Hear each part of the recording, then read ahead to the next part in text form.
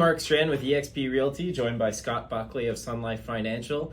We were headed back home from a trip down south yesterday, and Scott was making some predictions on the federal budget that was announced. And literally, as it was being announced, you were right on one major item that we're going to go through. So, thanks for joining me today, Scott. Let's talk about the federal budget and as it announced to your field as a financial advisor and my field as a real estate agent. Yeah, no, I mean, obviously there was a lot in the 2024 budget from Minister Freeland, but we're going to talk about some of the key points, I think, for people that you deal with and that I deal with that are, interested in getting into homes. Why don't we start with the positive for first-time home buyers and kind of the lower income people who aren't ultra wealthy? Yeah. I think there's some stuff in the budget that really benefits those folks. Yeah, I can think of a couple of big things, I think, in terms of the RRSP homebuyer program, which is a complement to the first homeowner savings program that we talked about before. Now the limit for each person to withdraw is up from $35,000 from their RRSPs up to $60,000 from their RRSPs. So that makes sense, and people in larger markets with more expensive homes are going to have access now potentially to that $60,000, and if it's a couple, that's $120,000 down.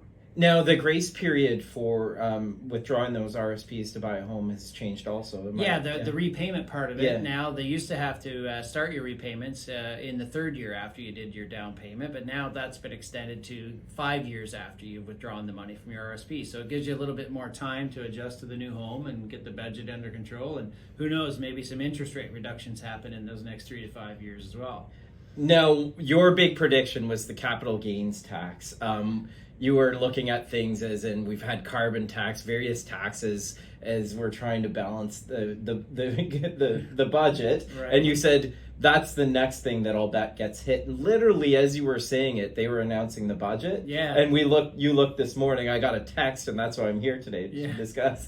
So tell us about capital gains and what's changed. Yeah, well, I mean, it happened probably in the morning while we were driving together, and we were talking a bit about it. And I had no inside knowledge, but I suspected that this 50% capital gains inclusion rate might be a place that the government might make some changes to try to up the tax base.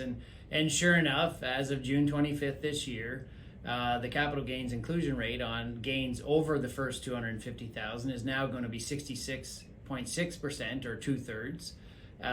And that's a number we've seen before in the past, because capital gains inclusions rates were as high as 75% in the past. Then they came down to 2/3. Then they came down to 50%.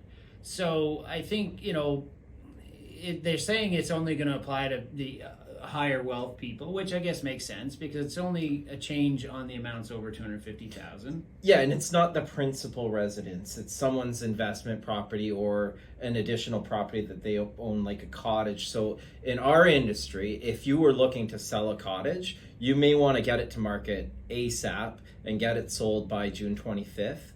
Also, if you're an investor and you were looking at unloading some properties, you may want to get it listed today also. Yeah, that applies to everything that's subject to capital gains. So Mark's correct. Non-principal residences, cottages, investment income properties. There could be a bunch of people that were on the edge of deciding whether they would, do the transfer of the cottage to the kids this year. If you're going to do it soon, maybe you do need to talk to Mark and some other realtors, not other realtors, but talk to Mark and get this. No, there's other good realtors out there. There also. is, yeah. But I mean, if you're going to do it soon, then you could save some money on these capital gains taxes by doing it now. Yeah. And as a side note for people that are in my field, if you have investments that are non-registered accounts, this will apply to you as well in the future. So down the road, some people, some advisors, some financial experts have called this a new estate tax increase, where at death of any client and they have a lot of money that's in investments that's not had the gains realized, this will cause a higher tax for that. But on the real estate side, I think there could be a bit of an incentive for people to get those income and cottage properties to market soon. So. That's great. Thanks, Scott. I'm Mark Strand with eXp Realty, joined by Scott Buckley of Sunlife Financial. And I guess we just haven't had enough of each other. Yeah, that's it. All right.